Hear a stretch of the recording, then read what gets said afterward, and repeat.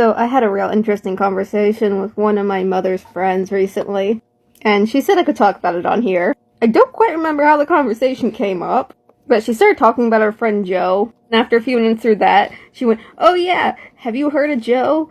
It's like Joe from the Tiger King." I'm like, "Oh, what?" Apparently she was personal friends with Joe Exotic. And we talked a bit about the documentary because she said she was pretty upset and she said the documentary did him dirty.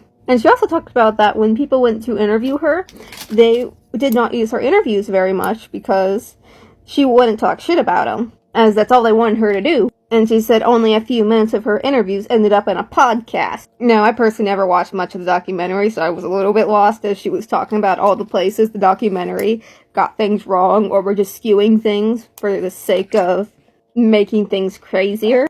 But I thought overall it was interesting, and she had a lot of interesting viewpoints.